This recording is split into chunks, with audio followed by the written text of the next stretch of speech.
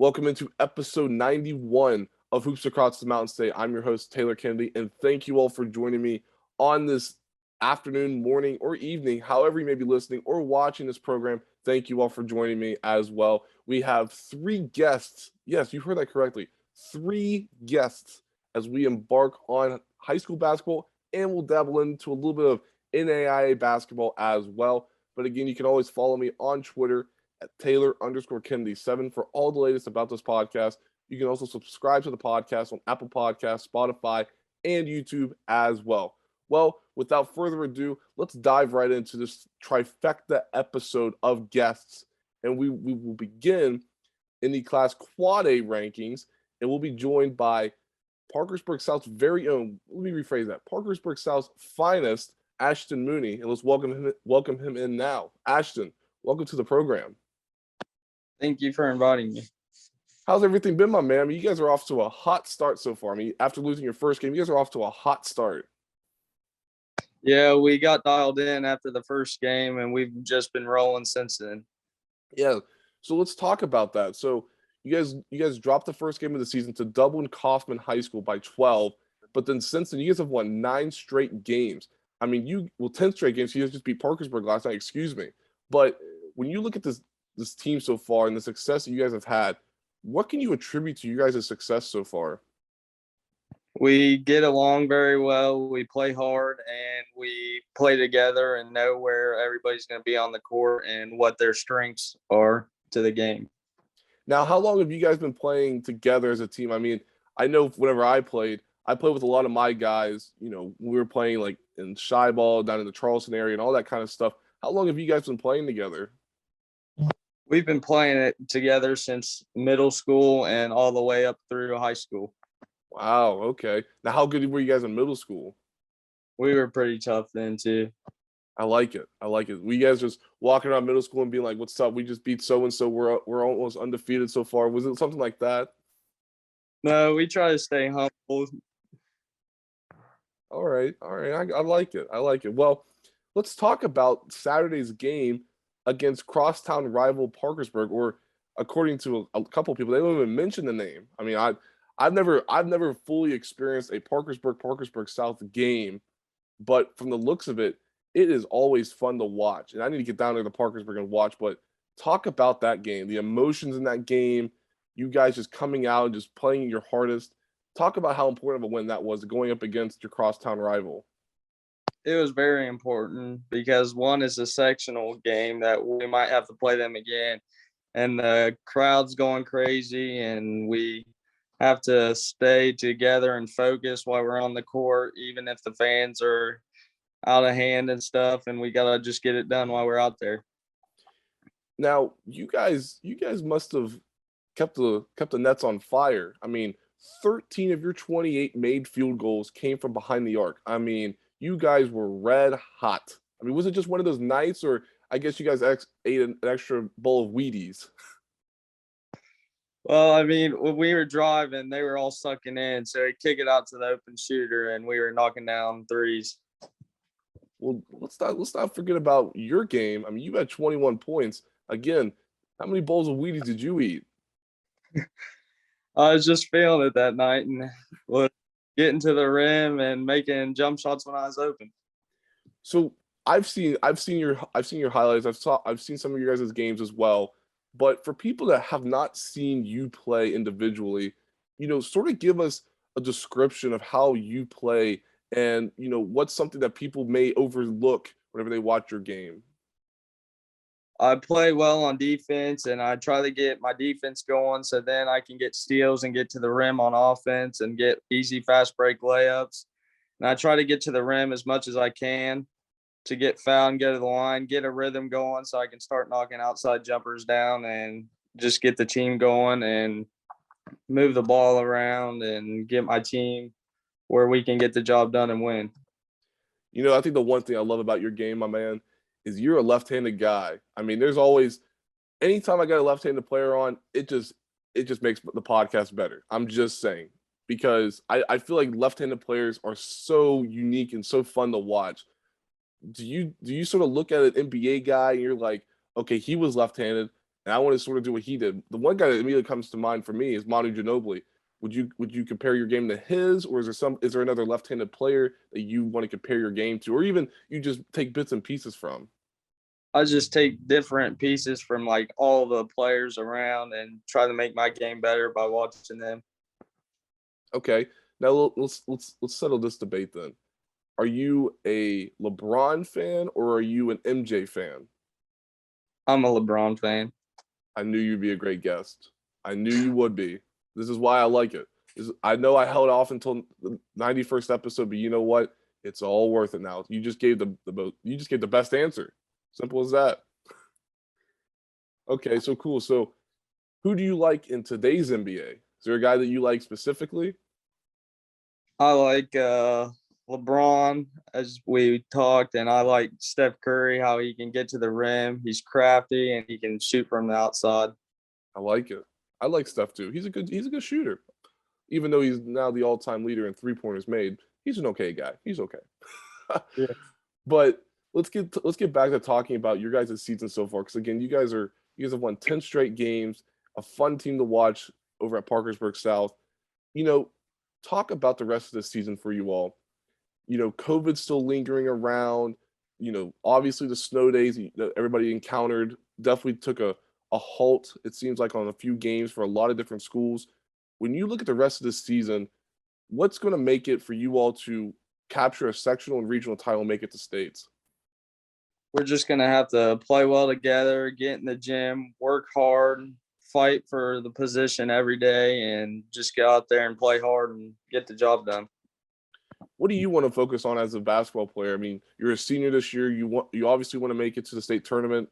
What are you focusing on as the season slowly comes to an end? We want to win a championship, and I want to do whatever I can do to get us to win it all. I gotcha. All righty. Well, one guy I feel like will be a very key part in that is your coach, Mike Fallon. I mean, he seems to be a great influence for you all. How much of a help has he been for not only you, but your team so far this season? He's been a big help. He's a great coach. He knows what he's doing, and he makes us practice hard, so we play hard, and we just get up and down the floor, and he teaches us what we're doing wrong so we can go out there and fix it and do what we can do. Would you consider him like a father away from your your actual father? I mean, obviously you have your dad, but then once you get into basketball and you start developing a relationship with your coach, is it sort of like that, or how would you describe that relationship with him? Yeah, he's like my other dad, because we're always together around in the gym, working hard, playing around, making jokes and everything. That's always the best, isn't it? Yeah. All right. Well, a couple more, and let's talk about this past off season for you. AAU wise, how did AAU go for you? Did you go to any events? Talk to me about this past off season for you. Well, I played AAU for the West Virginia Gold team, coached by Jawan Staten, and I played with Nash Prep, coached by Nash Darnold, and I went to Big Shots 150 camp, and we traveled around the world, and I just played with whatever team was playing that week and just tried to get as many games in as I could. Go back to the first team that you just mentioned. You played with a very iconic West Virginia University figure and basketball player in Jawan Staten. What was that like playing for him and learning from him as well? What was that like for you? It was awesome because I looked up to him as he's a good guard. He can make shots from anywhere. He gets to the rim. Now he's overseas playing pro. Just a good guy and a good coach, and knows a lot about the game. So I look forward to playing with him all the time and learning what he knows.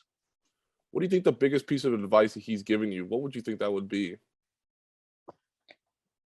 When I'm playing defense, to get up, because I'm a fast guard, and get up and play defense, get a lot of steals, and let the game come to me.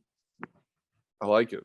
Now what piece of his game? Because we talked about you take different pieces from pro players, but are there any pieces from his game that you sort of take? I want that. I want to apply it to my game.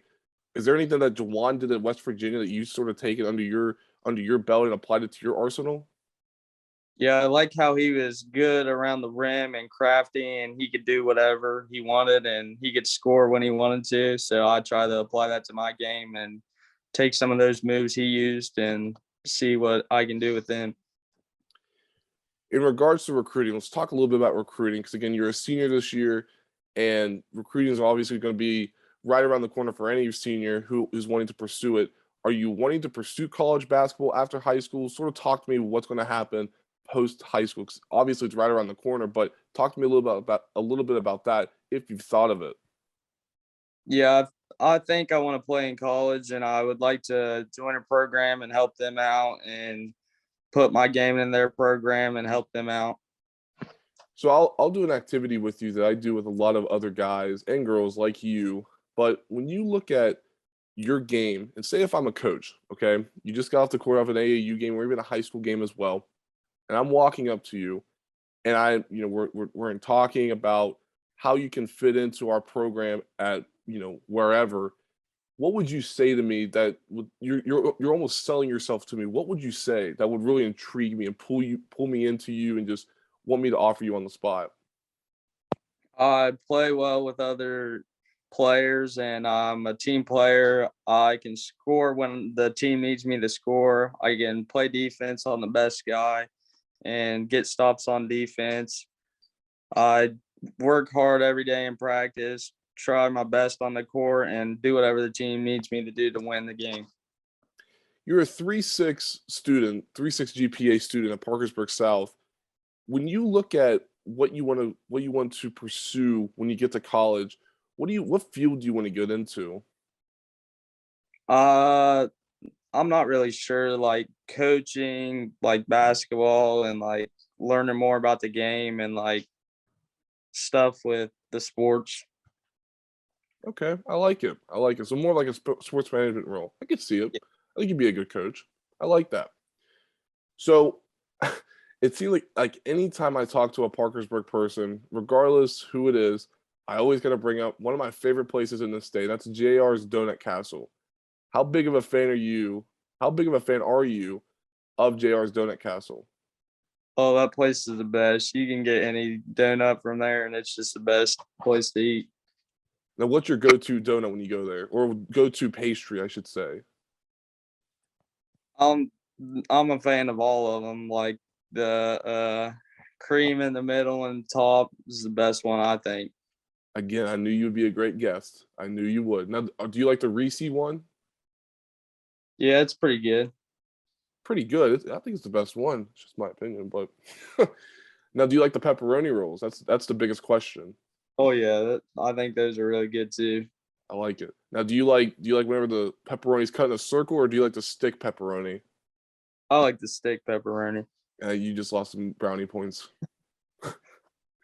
But last question from me, and we've talked about what it takes for your team to make it to the state tournament. But go back to your game. When you look at your game, again, you're closing on your final season with Parkersburg South. What do you want to accomplish? Let me rephrase. Where do you want to see yourself improve from this point on? I want to see me improve on my game and helping my teammates get into the game and just be a better overall team player and get the job done when we need it and do whatever the team needs. That's awesome, my man. I'm happy for you. I'm happy you guys are playing well, 10 in a row, 10-1 on the season. Just defeated Parkersburg on Saturday night. So good luck the rest of the way this season, and we'll talk soon. All right. Thank you. Absolutely. That was Ashton Mooney from Parkersburg South. Next up, we'll be joined by Marley Washenitz from Fairmont Senior. As last week, she said that she's reopening her recruiting. Welcome back into episode 91 of Hoops Across the Mountain State. And man, you thought our first interview was great. Well, just don't worry. Buckle in. The next two are going to be just as good. We'll be joined by Coach Ryan Arrowood from Rio Grande here in just a second. But first, we're going to be joined by a friend of the program. Now, if you follow her on Twitter, you saw something very interesting from last week. You saw that she reopened her recruiting. Yes, Marley Washenitz reopened her recruiting. She She's now leaving West Virginia. She's not going to be playing up in Morgantown, up 79, playing for the West Virginia University Mountaineers. But now she's reopened her commitment and reopened her recruiting as well. So we'll talk with her and we'll introduce her now, friend of the program, obviously. If you recall, during the summer, she was a part of our summer interview series, and now she's back on the program, and we're happy and delighted for her to be back on. Marley, welcome back. Hi, thank you so much for having me. So let's start here before we start talk about last week's, big news. How has everything been for you so far? Up until this point, it's been pretty good. Obviously, I'm very busy for the fact that I'm in season. But I mean, I'm in season, playing my games, going to practice. On top of that, we have school. We've had a lot of snow days, which has honestly helped with this whole progress because I'm getting calls left and right. And if I had school, I would have a smaller time frame to be able to do that. So I am thankful that, we've been able to have that time off and, online school at this point because of the snow days. So that's been very nice.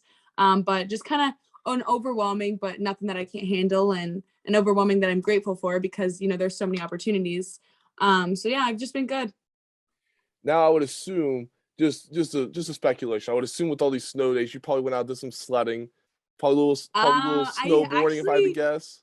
I haven't had the chance to go and snowboard or ski or anything really recently. I mean, I'd go outside and play with my little cousin and my brother here and there, but I mean, no sledding or anything like that anytime soon, but I'm definitely might have to do that tonight or tomorrow night because I doubt we'll have school. Do you do snowball fights? Is snowball fights a very popular thing?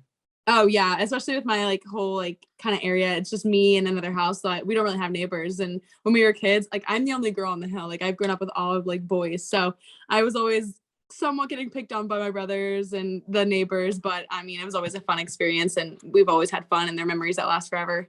Sort of like Buddy the Elf, whenever he's just throwing the snowballs constantly, and he's just humbling all those kids. Yeah, I could probably see that. Okay. Yeah.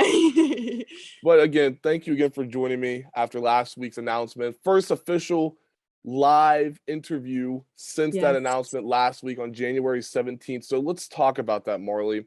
And again, let's give a disclaimer. Marley and I talked off the air, and I ran these by her. So these were obviously pre-approved by Marley. She understood what was going to be asked. So if you have an issue with it, you can approach me. I will gladly tell you I talked to Marley. She gave me the green light, so we're good to go. But Marley, let's start here before we talk about the decision. And there was a lot of speculation back in November around the early signing period because people were signing to go play at their respective universities all across the state. And you were one of the names everybody was just waiting to see when you were going to sign, at the time you were going to sign, because your teammate Meredith Mayer, she signed the Marshall during that signing period as well. So my question to you is, why did you not sign in November? Was there a different thought process with this, or what was your reasoning behind not signing during that early signing period? Obviously, like you said, there was lots and lots of speculations, lots of different talk, lots of different rumors, obviously.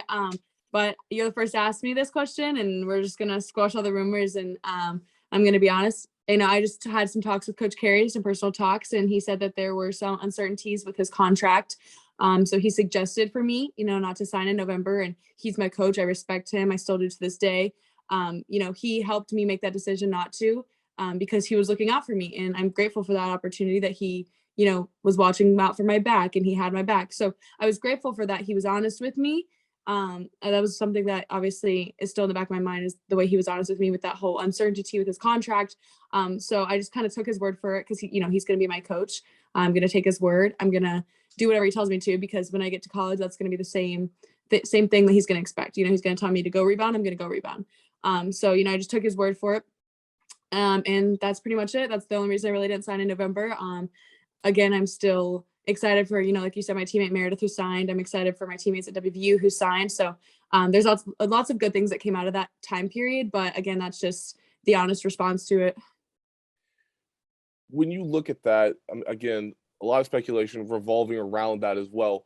But my follow-up question to that would be, was that scholarship still available during that early signing period, or was that pretty much taken away, and then this decision was pretty much, or the tweet, I should say, saying that you were reopening your recruiting was already pre-planned? Was that scholarship still there in November? Yeah, in November it was still there. I was just gonna plan on signing in April because again, signing in April, signing in November, it's the same thing. You're doing the same thing, just different times. And I also had some NIL stuff that I was gonna set up with my signing in April because in the state of West Virginia, you can't make money as a high school athlete, or you will get suspended, or you will have some sort of consequence when you get to WVU or your college that you're going to. But it's different in other states. I have a friend, Jada Williams. She's she's going to UCLA, but she lives in California, and she's allowed to make money as a high school athlete. So that's great for her. I'm excited for her. She's got a lot of deals going on, but the rules are different in each state. So I did have some things lined up for NIL in April. But the main thing was just the whole, Coach Carey thing. But again, that scholarship was there. It was still there. I was just going to sign in April. So everything was still the same. It was just going to be a different time. The thought process of signing in April and November, again, like you said, they're the same thing, but with different letters and the words and everything else. So people sort of go crazy about it. Right. What was your reasoning other than those NIL deals you had mentioned? I mean, was that pretty much just the main derivative behind that, or was that just a decision that you had made personally that you thought would be better? That way you could focus on the season.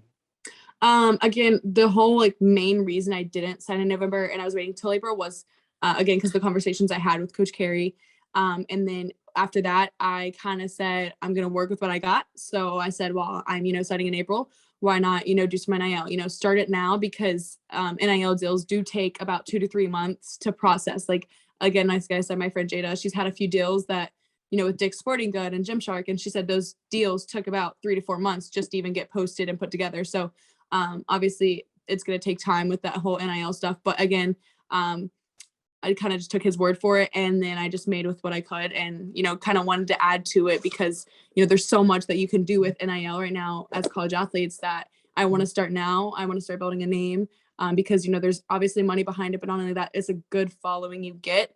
And as me, a big name in West Virginia. Not a lot of girls in West Virginia think that they have the chance to go play at major Power 5 schools because they don't have the opportunities, or they don't get the same looks as girls in California or New York. So having my name and my platform, I think would only just show other girls in this state and even around the world that don't think they have the opportunities that you can do whatever you put in your mind to. And it's not about having the connections. It's not about being on the best AU team. It's just about being the best you and always pushing yourself and working hard. I just thought of this question in my head, and that is, did the thought of graduating early and foregoing your senior season at Fairmont Senior, did that ever cross your mind early on? I mean, obviously in November, during that early signing period, you're still a few weeks before basketball season actually starts, because you guys obviously start a week before boys. But right. I'm wondering, did the thought of graduating early ever cross your mind? It did. It was in the back of my mind. I don't think I ever really was thinking about pulling the trigger on it. Obviously, I still have my senior season, but my main goal in life is to be ready for the next step in my life. So if obviously college is the next step, that's what I'm going to be preparing for. I'm still playing high school ball with my team that I've been playing with most of these girls since about 4th grade. I've been playing with some of these girls. So it's a great way to end this whole high school career. But on top of high school, I don't just go to practice every day. That's not all I do. I go shoot, I go lift, I've been trying to eat healthier and stuff. So it's not just, high school basketball. There's more that I'm doing that, a lot of people don't see or they don't know. But your work in silence is never gonna not show up. You put in the work, you're gonna get the results. So, working in silence is one of the things that I enjoy most because you pop up out of nowhere and, people don't think you're doing the work, and then you show up and your results are showing. So that's one thing I do really like and I will preach on. But that was in the back of my mind, the whole, graduating early, going to get ready for college. But I don't think I really talked to Coach Carey much about it, enough to pull the trigger on it or enough to, kind of bring it upon myself to do. But obviously it was still in the back of my mind. It's always a possibility. But I am looking forward to the summer and getting working with my trainer, Bar West Sam Brandon down in Florida, along with some other trainers that I've always, worked out with here and there.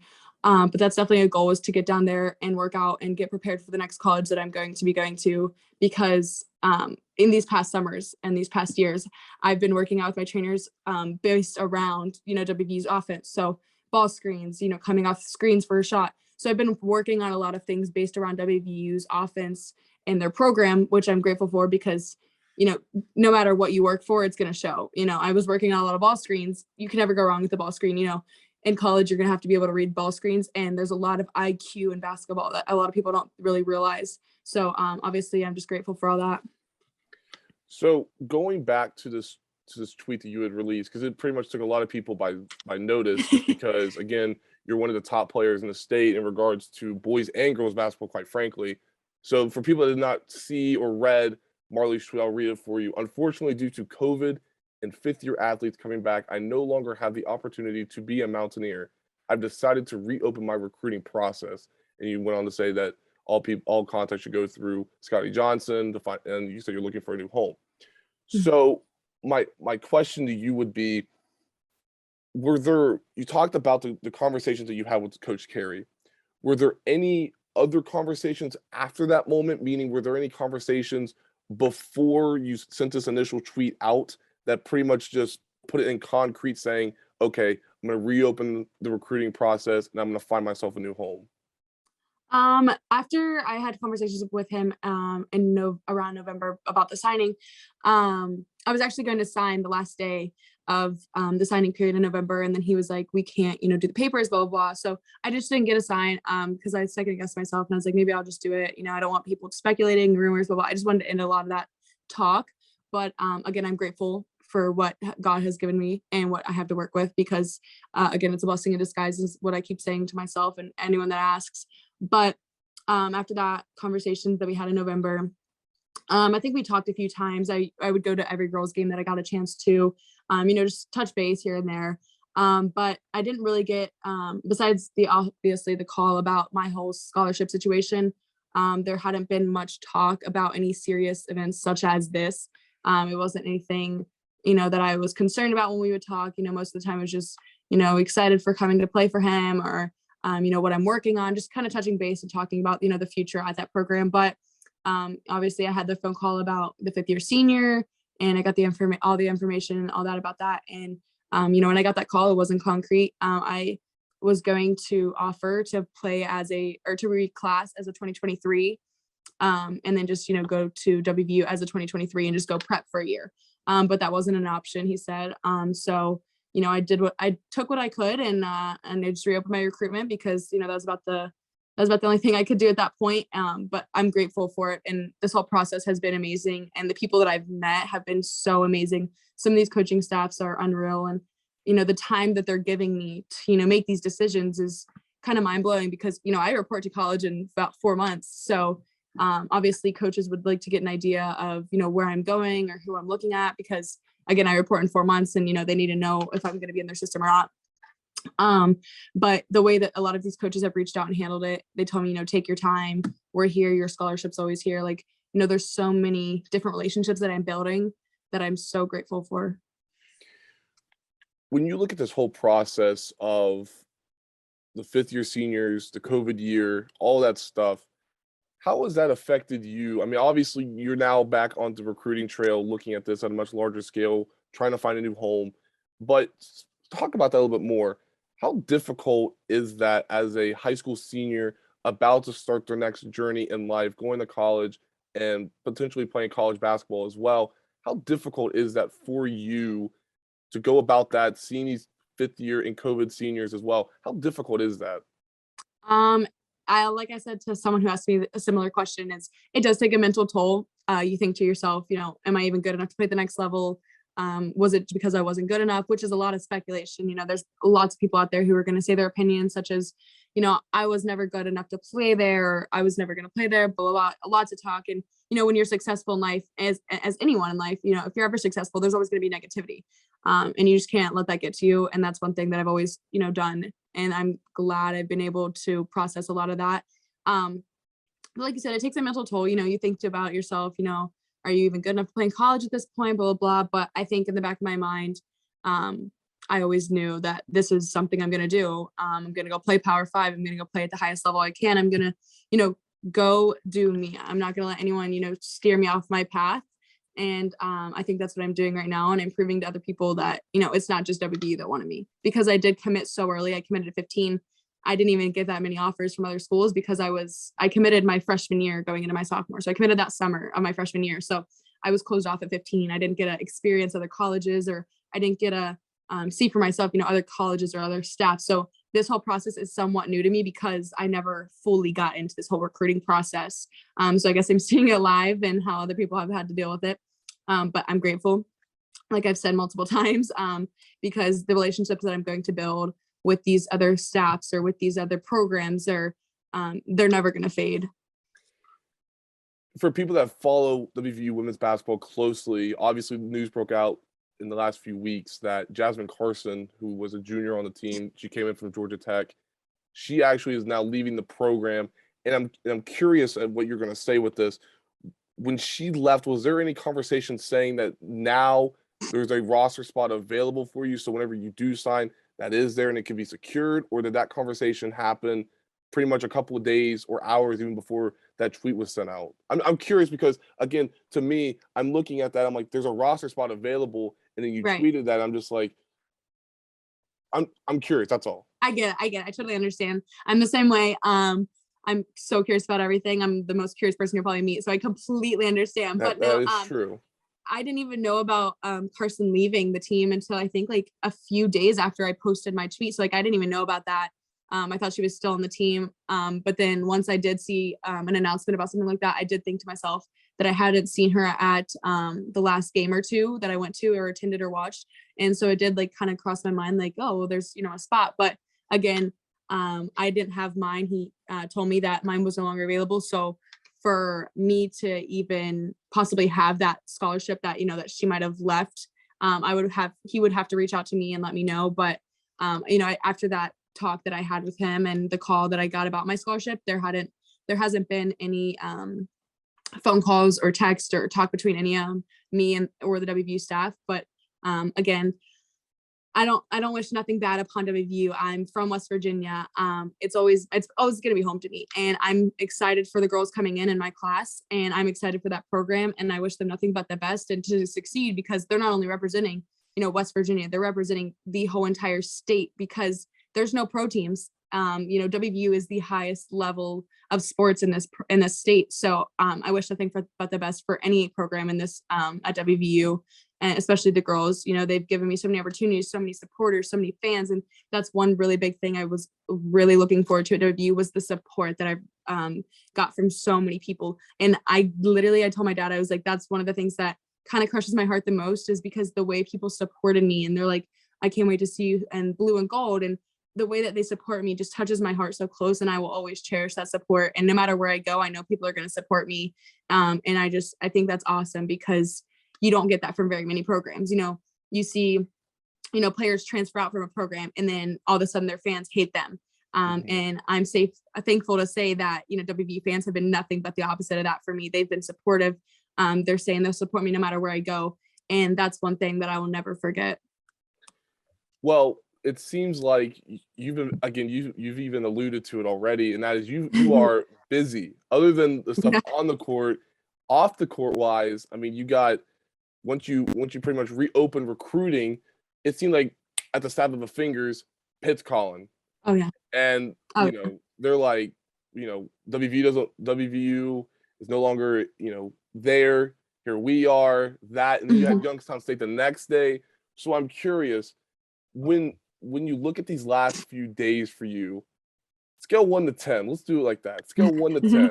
How busy would you say you've been in regards to how active your phone is, ringing, getting DMs, text messages? How busy has your phone been?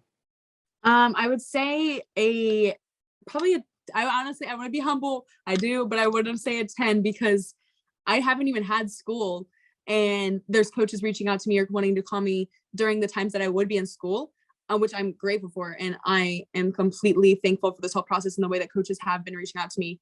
And that, touches my heart, because I'm like, WVU is not my only option. There's other programs that see faith in me. They see the talent that I have. So, I'm very grateful for that. But I've talked to these coaches on a daily, and I tell them, I haven't had school tomorrow. I don't have school tomorrow, or, I'll have practice up until 5. So, there's lots of communication there, so they know when to and when not to call me.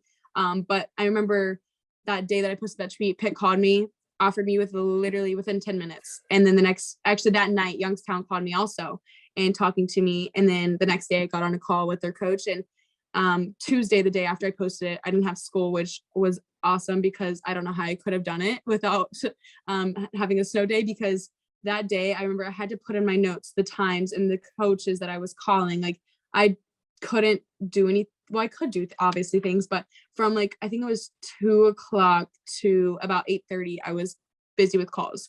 I had every other hour scheduled for, different coaches and different programs. But again, it's something that is touching to my heart, because I know that these coaches see talent in me. They see, what other, they see what WVU saw in me. And it's just nice to know and have that reassurance. Because even during AAU, when coaches talk to me, they're like, yeah, we just didn't want to pull the trigger. You were committed. Like you were trapped, there's nothing we could have done. So even through AAU, coaches still saw me this summer. They saw me last summer. They saw all the years that I played, because I have had such high talent on my team, such as Kamora Johnson and D. Alexander. So I've had lots of talent on my team for me to get that exposure. So, even coaches, I can't even remember what coach said it, but a coach did tell me, we watched you over the summer. We wanted to offer, we couldn't, you were trapped. So there's colleges that watched me and I didn't even know they were. And I was just playing my game to have fun, because at that point I wasn't competing for scholarships. I already had my future set. I was committed. So, I was just playing to have fun at that point and helping my team win, which I think is probably one of the best things that could happen, because when AAU comes around, most girls put so much pressure on themselves to play good, because they're like, I need the scholarship. I need to get where I want. Like, I need this for my future. And, I was kind of laid back and I was just there to facilitate, to score when I needed, to defend. So I was just kind of laid back. And I think that's one of the best things that could have happened, because I wasn't, putting so much pressure on myself to, go score, go, make a play. Because, colleges don't always look for people who score the most. And one thing that coaches always say to me, and it's like a continuous thing that almost every coach has said to me, is my grit, my will to win, and my defense. There's a lot of people who just care about offense, and that's not what's going to get you scholarships. So I'm just really, really, really grateful for this process. But again, it's definitely, I would say 9.5, 10. So. Okay, so I got 2 more questions for you, and let's start here. So obviously you've picked up 2 quick offers from Youngstown State and Pitt. Again, you mentioned how busy you've been as well. Have you set a time and date when you think that time will come where you will yet again announce where you will be going and continuing your basketball experience? A lot of coaches ask me this personally, and I always tell them I don't have a specific date. I think just like what WVU was, I'll know when I know. But again, it's going to be a fast but slow process. And that's what I tell all these coaches, and they completely understand.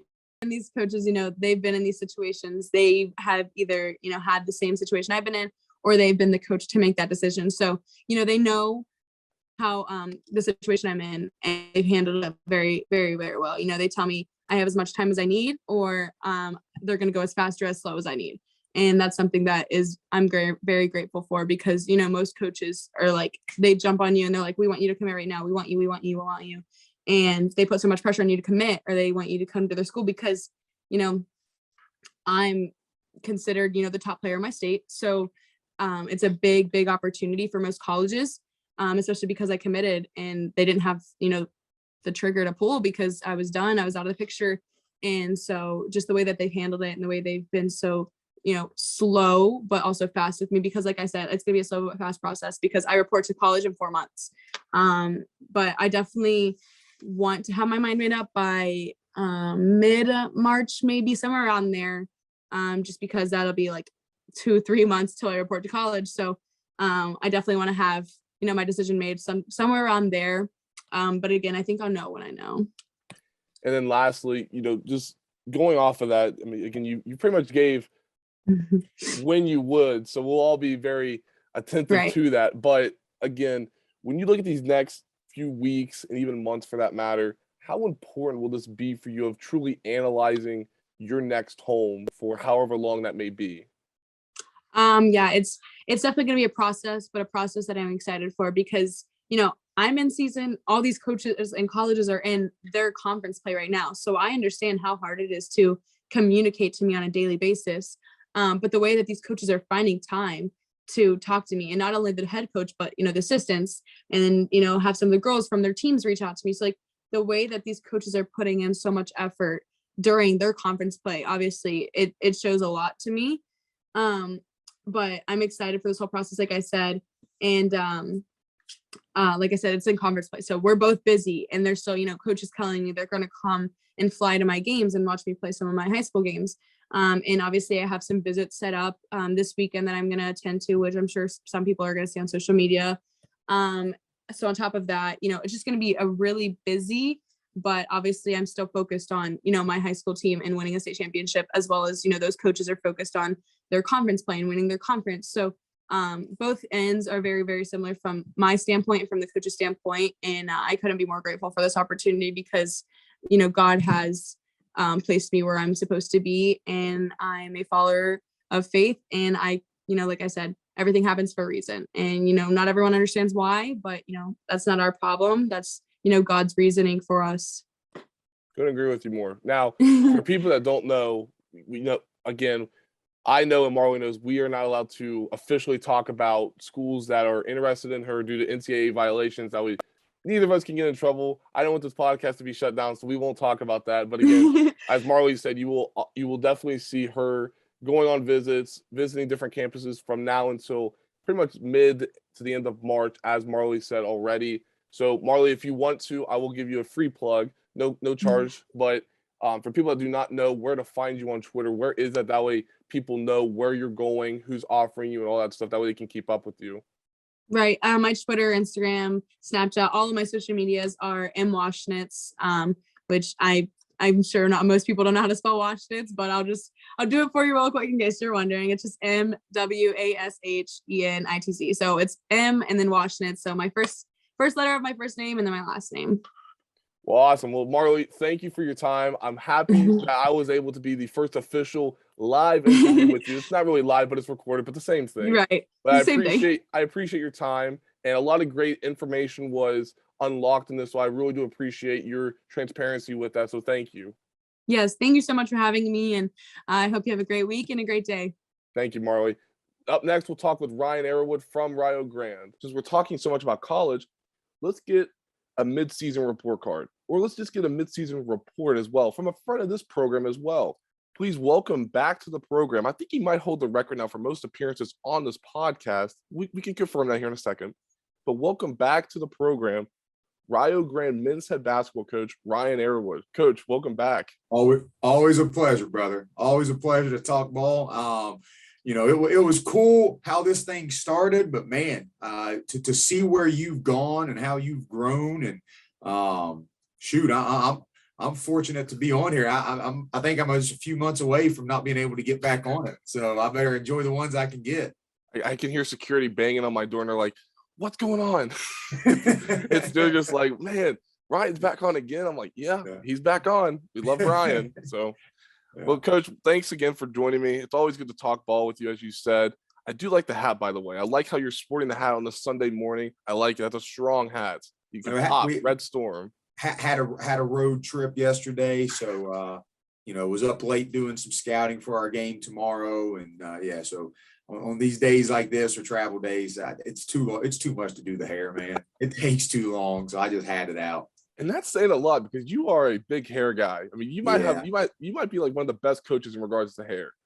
I'm throwing it out there now. It's annoying. They were chirping at me at our last game about it. I think I get that on the road all the time, but it's kind of a calling card. So it is what it is, but it gets annoying to do in the morning. Well, Coach, again, thanks for joining me. And let's sort of start here. So let's get a mid-season report card from you. When you look at your season so far, you guys have played 19 games, 10-9 so far, 5-3 in conference. Give me a mid-season report card for you. How would you grade it, and where do you see your team needs to improve throughout the rest of the season? I like where we're at right now, and we have played a very difficult schedule. I like where we're at right now. I was really, really concerned about where our team was about a month ago.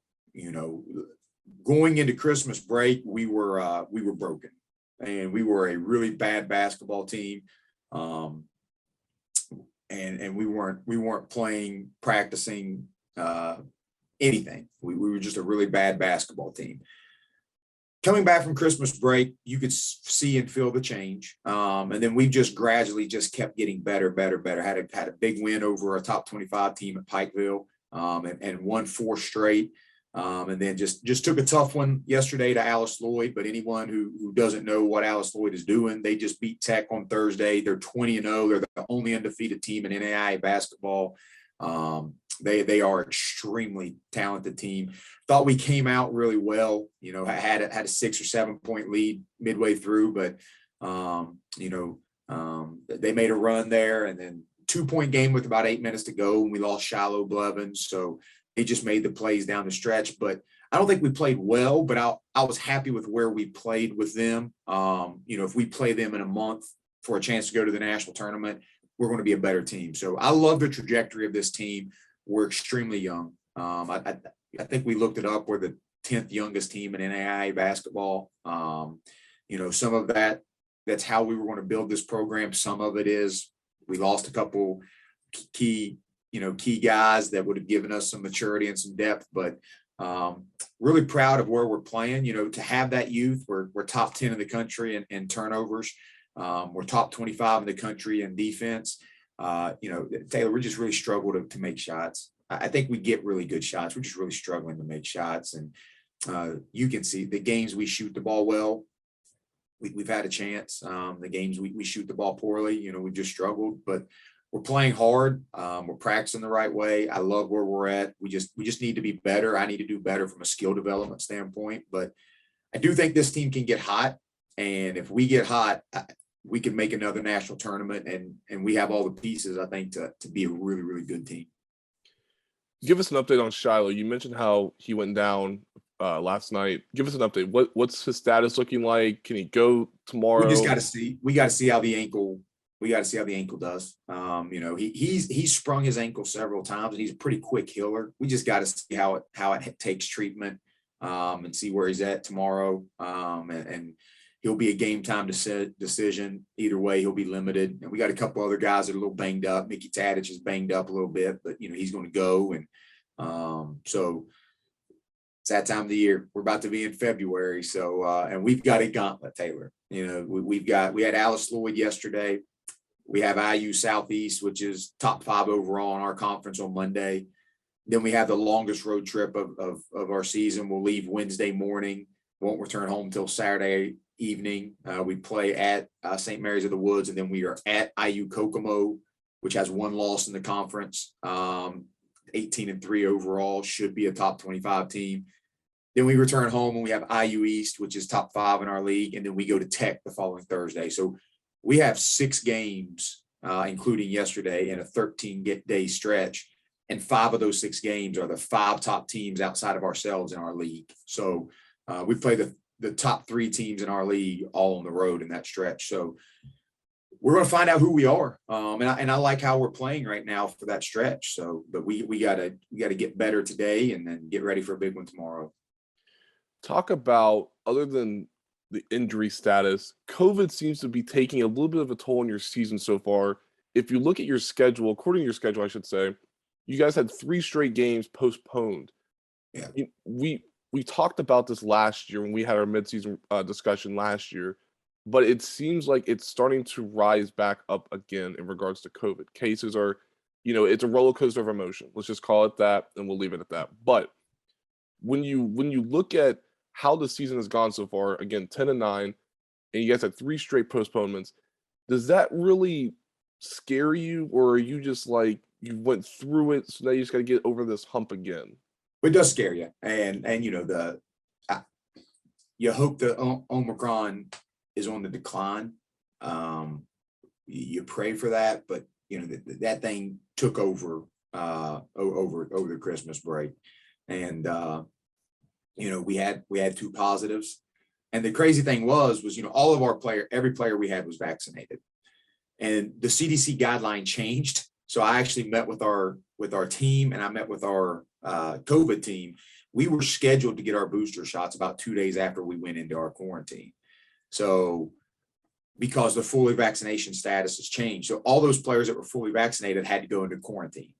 So, not only did we miss those 3 games, we're playing our best basketball of the season. We've got these freshmen, and then boom, we all go into quarantine and we have to shut down. And we came out, we got 1 day of practice before we played Brescia. But we came back strong, and had a couple good wins right off of that. But everybody's boosted now. Everybody should be fully vaccinated. So if we don't have a positive, we won't have to go into quarantine. But it's going to hit everybody. Tech went into, I think almost every team in our league has went into some type of a quarantine situation. It's not as long as it used to be. It's only the 5 days, then you get retested and you mask 6 through 10. But no, yeah, it's going to hang over everybody's head for the rest of the season. So. Okay, so I want to go back to the first discussion that we had. We talked about what you were wanting to build at Rio Grande. And you say you just want to bring guys in that are willing to play. Commitment is a big thing for you. I know people know the way you coach, so it's very up tempo, all that kind of stuff. When you evaluate yourself through these first few years for you at Rio Grande, again, we've talked about the season so far, but just do a dissection of yourself. How do you think you and your staff have done in these first few years at Rio Grande? Well, our staff's phenomenal. I can't ask for anything more. I brought in a couple guys that it didn't work out, and that's directly on me as a coach. And that doesn't mean they're bad kids; it just didn't work out. That's on me. Recruiting is the lifeblood of any program. So, we made the decision we were going to build this with the kids that we thought wanted to be here, and we wanted to build the culture first, and we're doing that. And our guys are bought in. Anything we ask them to do, they'll do it. They're great in the classroom. They're great off the court. We've got great kids, but now I don't think I did a good enough job skill development wise in the summer. We've got to figure out a way to do a better job of that. COVID hurt that, it just did. Retention hurt. We had a kid who we wanted to bring back who didn't academically do what we required him to do. And so we lost him. We had 2 kids who we really, really thought could be big pieces, and we lost them in October. So, I've got to do a better job of that. I do think we have the kids who want to be here right now. So I think this summer will be much better. We're competing the way I'd like us to. Our culture is strong. I have to do a better job of preparing these guys. And right now it's, defensively, we're a top 20 team in the country. Turnovers, we're a top 10 team in the country. Offensive rebound, as far as conference, we're top 5 in the country. So obviously they're playing hard enough. I have to do a better job of skill development and putting guys in the right spots. We knew the 3-point line was moving back, and we tried to do, but I didn't do a good enough job of that. So those things are on me. We'll do a better job of that, but I love where our program's at. I love the pieces we're bringing in for next year. I hope retention can be where we think it's going to be, because that's going to be the key to our success. Small college basketball, older, veteran, mature teams are who win. And we're not that. We're one of the youngest teams in the country, so we got to get older and mature. So you mentioned you mentioned players that you lost earlier this season. One of those is a local guy here in West Virginia, Andrew Shull. A top 3 scorer in your team last year. Very successful first year for you all with the Red Storm. How much of a loss was that for him? And just sort of talk about, his departure. I was big for our team. There's just no way around it. And, he was a big part of our program. Losing him after the first game, it was tough. And, we were without our starting point guard at that time as well. So not to mention the next 5 games were against teams who had a bunch of 5th-year seniors who had made the national tournament last year.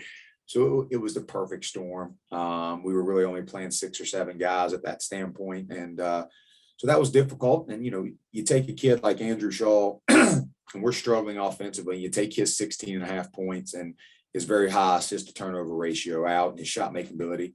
We just can't make up. He's a very talented player. That was difficult, but that is what it is also. We wish Andrew the best. I think that's kind of going to be the way a college basketball coach has to understand and navigate things during these transfer times is, you're one day a kid may come in your office and say, hey, I've decided I'm going to look elsewhere. And it is what it is. We're not against taking transfers either. So you win some, you lose some, I guess. But we've recovered fine. I like where our team is at. It's not necessarily something that's hindering us right now. It took us a little bit to get used to. Let's go back to a guy that you mentioned earlier, Mickey Tadich. Look at his game. He's averaging 17 points per game this season. How helpful has he been without having Scholl on your roster since October? He's been, and when I talk about the change after Christmas, we don't have to look very far where the change is. It's Mickey Tadich, and he's averaging, since Christmas, I think he's somewhere right around 19.5, 20 points, and he is the guy on every scouting report. And, we've played games where literally it's just face guard him the entire game. So, he had a very good first half yesterday. Alice Lloyd adjusts to play a way they haven't played all year, and he was able to make the right read. So, I think Mickey Tadich right now is playing as a top 5 player in our league. As his 3-point shot has just really, really been a big part of his shot making overall of our success. And it opens the game, it opens the floor for Shiloh and Caleb. But Mickey's response, because he wasn't playing good prior to Christmas and he'd kind of hit a wall and he was not playing very good basketball, and it was very difficult on him because he loves it. His response to that is everything that college basketball is great. He took the failure, he grew from it, and he's a much, much better player because of that. And he just, the sky's the limit for him. I mean, I think if he continues to grow, he could be an All-American, a second or first team All-American in AI. By the time he's done here, he'll end up probably being the best 3-point shooter to ever play at this university. So he's got a very high ceiling if he continues to do what he's doing. Talk about Shiloh. He was last year's RSC Player of the Year in the conference. You mentioned how he's dealing with a little bit of an injury at the moment, but how much have you seen him mature this season? I know as a young guy like him, he uses the COVID year, but when you look at a guy like him, how have you seen him mature so far? We're very proud of Shiloh, and defensively, he's taken a big step for us. Defensively, he'll admit he wasn't always the best defender last year, but defensively, he's taken a big step now. Again, with the departure of Andrew and losing Caleb early on, teams' scouting reports were very strictly to keep him and Mickey Tadich. They're not going to beat us, and it's been tough for Shiloh. He's seen a lot of double. He just doesn't get a lot of open shots. So that's been a little bit of a struggle. He's still averaging, I think, 14 points a game. But he's handled that the right way, and he's really, really hit his stride. He was playing well right before Christmas break. He had kind of flipped it a little bit, but him, Taylor Mack, Mickey Tadich, and Caleb Wallace, that's the reason our team changed, is because they took control over the energy of our team. Can't ask for much more than Shiloh. He didn't take the COVID year. He's an actual junior, and he's not going to. He's set to graduate, wants to be a physical therapist. So, he's going to be a traditional. He's going to play one more year next year. He'll be a traditional 4-year guy. He's about to break 1,000 points. He's only 89 points away from 1,000. So, I'm really excited to see how he finishes this season down the stretch. I want to talk to you about something that has started to gain a lot of traction at the Division I rankings, and that's the transfer portal. Regardless of the situation, the transfer portal has significantly grown, it seems like. And a lot of players are leaving. You're starting to see a lot of players join new teams. So you're trying to keep track. I would assume as a head coach, you're trying to do a scouting report. You're like, he's there now, or he went where? When you look at the transfer portal for you all at the NAIA level, is it different, or how difficult is it to manage the transfer portal since you don't know who's going to be in it and who's going to be out of it? Yeah, well, NAIA, when I was a player and a coach, you saw more transfers. It was easier to get eligible. You didn't have to redshirt. If you transferred down from Division I or Division II, you didn't have to redshirt. You could play. And there were teams who would bring kids in at Christmas break, and the team we're about to play Monday, they had a player who became eligible at Christmas break, and he's averaging 18 points a game now for them. Changes their team a little bit. So, at the NAIA level, you had a lot of teams who either built their program or built it through transfers. When I was at Mountain State University, we had one kid that they recruited from a high school. Everybody else was transferred. So NAI was kind of doing that a little bit before. But to be quite honest, NAI has less transfers now than you're seeing at the Division II and the Division I level. So you're seeing the best teams in NAI are the teams who have a nucleus of guys who grow together and usually get sleepers, and then they just stay there. But now you're always going to have guys transfer down at the NAI level. As a college basketball coach at any level, you have to understand the transfer portal. If you stand up and you pound your fist that it's horrible, it's that, no, it's not. We're going to benefit from the transfer portal. If we find a kid who we like in the transfer portal, we'll take that kid. And every transfer is different. Sometimes it's a fit thing. Sometimes it's a culture thing. Sometimes it's the player when he was 18 wants different things when he's 20. So, we've got kids on our team who we think by the time they're a junior can be really, really special players. But you also have to know as a coach, you may never get them. They may not be patient. And you just got to understand that the days of wait your turn and develop, that they may be gone. And as a coach, you just got to understand that. You got to roll with it. But it's affecting all levels. It's affecting the high school level as well. So I think all levels of basketball, there's going to be a sense of free agency to it. So you just got to understand that, do the best you can with it. And then lastly, let's go to a micro level, okay? Well, a macro level. Macro. Let's look at it from a macro. Let's go under the microscope. You talked about the gauntlet of a schedule you have coming up. You're dealing with a couple of injuries. You'll hopefully have a lot of them back, throughout the rest of the season. But in your eyes, what takes this team to get over that hump and then continue the success that you guys are on so far? 3-1 in the month of January so far. What needs to happen for this team to continue to succeed? We just got to keep getting better every day. We're young, so these guys have no idea how good they can be. And even in our struggles, our freshmen are playing better than they've ever played before in their life. And all they hear from me is, you need to be better. You need to be better. But they're comfortable with that now. So we just got to keep getting better. Like I said, I'm very happy with where we are defensively as a team. I'm very happy with where we are from rebounding as a team. I'm very happy with where we are from turnovers as a team. We have to become more efficient on offense, which we have been. I think we took a step back. The biggest thing for our team is you've got young guys who are trying to do all those things I said, plus go mentally, emotionally where you need to go to make a run. I think the worst thing we can do is put pressure on every game. Right now, we're the second seed on our side, and I don't know that we're going to overtake Tech. They're playing great basketball. We have to do everything in our power so that we are the second seed in the East come the conference tournament. Then it's 3 games. And if we're playing our best basketball in late February, I truly believe we can win 3 straight games and make a national tournament. And that's all we can focus on. And if you focus on anything else or put too much pressure on anything else, then it doesn't matter. We have to get better because we're not good. Alice Lloyd proved to us we're not good enough yesterday. Great. Let's get better. How do we get better? It's hard when you're not getting to practice. This gauntlet, we're just not going to get a practice because today's all about scouting report.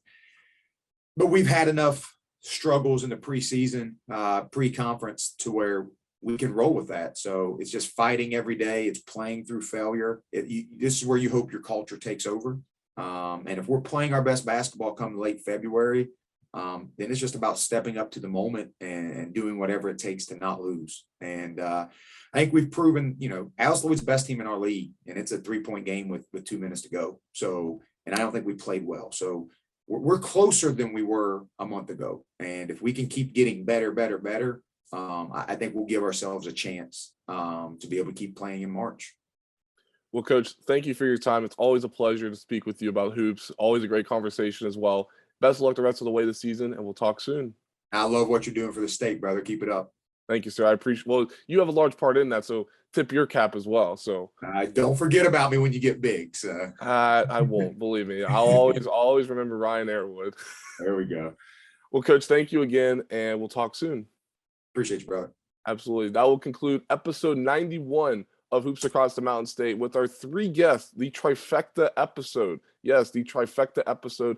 As we close in on 100 episodes, it's going to be a great journey, but we cannot forget about the next 9 episodes as well. Excuse me, my math was wrong.